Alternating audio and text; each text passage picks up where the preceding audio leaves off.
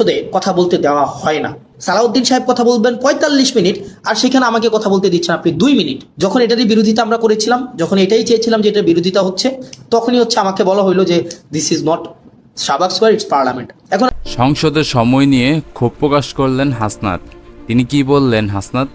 সংসদের বক্তব্য দেওয়ার সময় নিয়ে অসন্তোষ প্রকাশ করেছেন কুমিল্লা 4 আসনের সংসদ সদস্য হাসনাত আব্দুল্লাহ।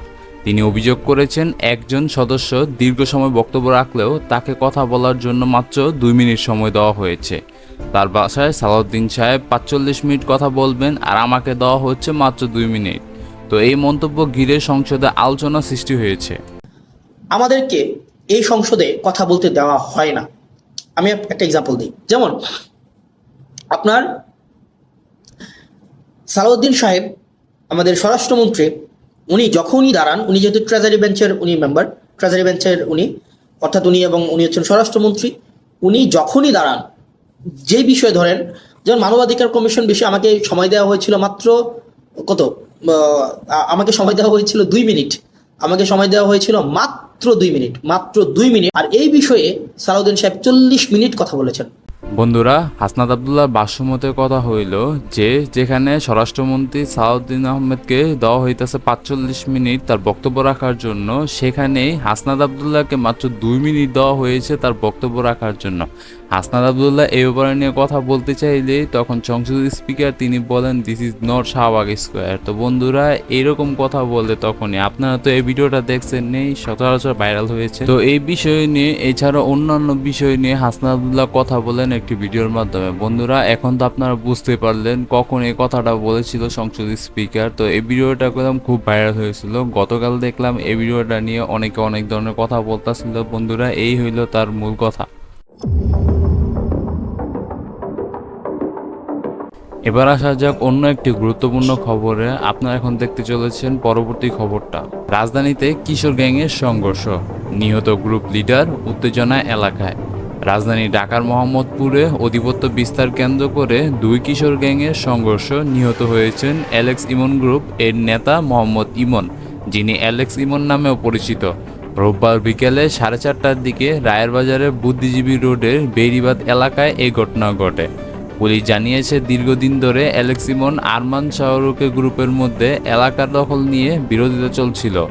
সংঘর্ষের সময় উভয় পক্ষ দেশীয় অস্ত্র নিয়ে একে অপরের উপর হামলা চালায়। এ সময় প্রতিপক্ষের ধারালো অস্ত্রের আঘাতেই ইমন গুরুতর আহত হন। পরে তাকে উদ্ধার করে হাসপাতালে নেওয়া হলে চিকিৎসাধীন অবস্থায় তার মৃত্যু হয়। ঘটনার পর এলাকায় উত্তেজনা ছড়িয়ে পড়ে এবং পরিস্থিতি নিয়ন্ত্রণে অতিরিক্ত পুলিশ মোতায়েন করা হয়। পুলিশ ঘটনাস্থল থেকে 3 জনকে আটক করেছে। এদের কাছ থেকে চাপাতি এবং অন্যান্য দেশীয় অস্ত্র উদ্ধার করা হয়েছে। এছাড়া জড়িত অন্যান্য শনাক্ত করে গ্রেফতার অভিযান চলছে বলে জানিয়েছে আইন শৃঙ্খলা বাহিনী।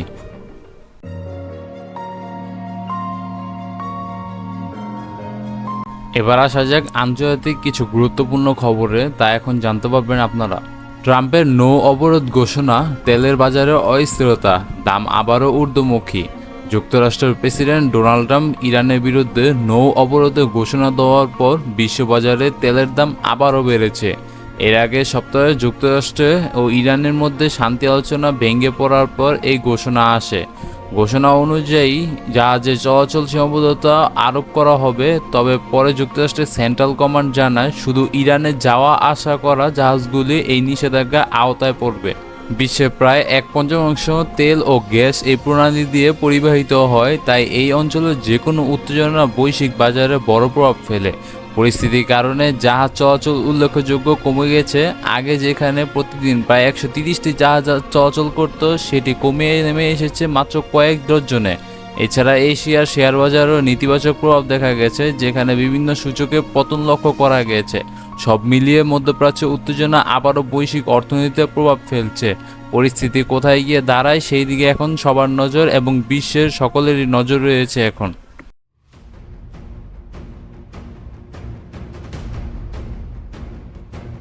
এবার আসা যাক অন্য একটি আপডেট খবরে, তা এখন জানতে পারবেন। বিশ্বকাপের প্রস্তুতি মাঠে নামছেন মেসি, নতুন রেকর্ডের অপেক্ষা। Lionel Messi 2026 FIFA world cup 26 সামনে রেখে আর্জেন্টিনার হয়ে খেলতে যাচ্ছেন 2টি আন্তর্জাতিক প্রীতি ম্যাচ। প্রথম ম্যাচটি অনুষ্ঠিত হবে 6 জুন যুক্তরাষ্ট্রের টেক্সাসে অবস্থিত কাইল ফিল্ডে। যেখানে প্রতিপক্ষ হন্ডাস ন্যাশনাল ফুটবল টিম। এই ম্যাচে মাঠে নামার মাধ্যমে মেসি তার ক্যারিয়ারে সবচেয়ে বড় স্টেডিয়ামে খেলতে যাচ্ছেন, তার যা দারুণ ক্ষমতা প্রায় 1 লক্ষ দর্শক। কাইল ফিল্ডে এর আগে মাত্র একটি আন্তর্জাতিক ম্যাচ অনুষ্ঠিত হয়েছিল 2024 সালে মেক্সিকো ন্যাশনাল ফুটবল টিম বনাম Brazil national football team match. এই ম্যাচেও দর্শক উপস্থিত নতুন রেকর্ড গড়ার সম্ভাবনা রয়েছে। 9 জুন আর্জেন্টিনা খেলবে আইসল্যান্ড ন্যাশনাল ফুটবল টিমের বিপক্ষে। ম্যাচটি অনুষ্ঠিত হবে জর্ডান হেয়ার স্টেডিয়ামে, যা যুক্তরাষ্ট্রের আরেকটি বড় স্টেডিয়াম। তো সব মিলিয়ে বিশ্বকাপের আগে নিজেদের প্রস্তুতি জ্বালিয়ে নিতে এ দুটি ম্যাচকে বেশ গুরুত্ব দিচ্ছে আর্জেন্টিনা। মেসির পারফরমেন্স কেমন হয় সেই দিকে এখন ভক্তদের নজর। বন্ধুরা, এখন আপনারা জানতে চলেছেন আজকের শেষ এবং সর্বশেষ খবরগুলো, তো সেই দিকে নজর রাখুন। এখন সাবেক স্পিকার শিরিন শারমিন চৌধুরী জামিনে মুক্ত, নতুন আপডেট। হত্যাচেষ্টা মামলায় জামিন পাওয়ার পর জাতীয় সংসদ সাবেক স্পিকার শিরিন শারমিন চৌধুরী কারাগার থেকে মুক্তি পেয়েছেন। গাজীপুর কাশিমপুর মহিলা কেন্দ্রীয় কারাগার থেকে তিনি মুক্তি পান। কারা কর্তৃপক্ষ জানিয়েছে, দুপুরে আদালত থেকে জামিন মঞ্জুর হওয়ার পর জামিনে কারাগার পৌঁছায় এবং প্রয়োজনীয় প্রক্রিয়া সম্পন্ন করে তাকে মুক্তি দেওয়া হয়। কাশিমপুর মহিলা কেন্দ্রীয় কারাগারে সিনিয়র জেল সুপার জানান, বিধি অনুযায়ী যাচাই বাছাই শেষে তাকে আনুষ্ঠানিকভাবে রিলিজ করা হয়েছে। আইনি প্রক্রিয়ার অংশ হিসেবে মঙ্গলবার একই মামলায় শিরিন শারমিন চৌধুরীর রিমান্ড আবেদন নামঞ্জুর করে তাকে কারাগারে পাঠানোর আদেশ দিয়েছিলেন আদালত। সেদিন ভোরেই শিরিন শারমিন চৌধুরীকে ধানমন্ডির একটি বাসা থেকে গ্রেপ্তার করেছিল ঢাকা মহানগর গোয়েন্দা পুলিশ ডিবি। আসামি পক্ষের আবেদনের পরিপ্রেক্ষিতে শিরিন শারমিন চৌধুরীর জামিন মঞ্জুর করেন ঢাকার অতিরিক্ত chief metropolitan magistrate Mohammad Zakir হোসাইনের আদালত। 50,000 টাকা মুচলেকায় মামলার পুলিশ রিপোর্ট না আসা পর্যন্ত শিরিন শারমিনের অন্তর্বর্তীকালীন জামিন মঞ্জুর করেছেন বলে জানিয়েছেন ঢাকা মহানগর আদালতের প্রধান কৌঁসুলি। উল্লেখ্য, একটি হত্যা মামলার তার বিরুদ্ধে অভিযোগ আনা হয়েছিল, যার প্রেক্ষিতে আইনি প্রক্রিয়ার মধ্যে দিয়ে যাচ্ছিলেন। প্রসিকিউশনের পক্ষ থেকে আমরা বলছি যে মামলাটি তদন্তাধীন অবস্থায় আছে এবং এই আসামি জামিনে পেলে তদন্তের ব্যাঘাত ঘটবে। তার জামিনের আমরা বিরোধিতা করেছি, তাকে যেন জামিন না দেওয়া হয়। দীর্ঘ আদালত উভয় বক্তব্য শুনে আসামির চিকিৎসাপত্র এবং তার অসুখের বিভিন্ন বিষয়, অসুস্থতার বিষয় ধরন বিবেচনা করে তাকে পুলিশ রিপোর্ট পর্যন্ত অন্তর্বর্তীকালীন জামিন মঞ্জুর করে। তো বন্ধুরা, আপনারা তো বুঝতেই পারলেন তাকে অন্তর্বর্তীকালীন জামিন দেওয়া হয়েছে। তো এই হলো তার জামিনের আপডেটগুলো। বন্ধুরা, এই ছিল সর্বশেষ খবরটা। এছাড়া অন্যান্য খবর তো আপনারা এই ভিডিওর মাধ্যমে জানতে পারলেন। এছাড়া আন্তর্জাতিক খেলাধুলা অন্যান্য খবরগুলো তো আমি জানিয়ে দিলাম। বন্ধুরা, এরকম ভিডিও পেতে এবং এরকম খবরগুলো, আপডেট খবরগুলো পেতে আমাদের চ্যানেলটি অবশ্যই সাবস্ক্রাইব করবেন। তো এই ছিল ভিডিওটি, দেখা হবে নতুন কোনো ভিডিওতে। সে পর্যন্ত ভালো থাকবেন। যদি মনে হয় ভিডিওটা শেয়ার করার মতন এবং আত্মীয় স্বজনের মাধ্যমে দেওয়ার মতন, তাহলে অবশ্যই শেয়ার করতে পারেন আপনাদের আত্মীয় স্বজন ও বন্ধু বান্ধবের মাঝে। তো এই ছিল ভিডিওটি, দেখা হবে নতুন কোনো ভিডিওতে। সে পর্যন্ত ভালো থাকবেন। Take care. আল্লাহ হাফেজ।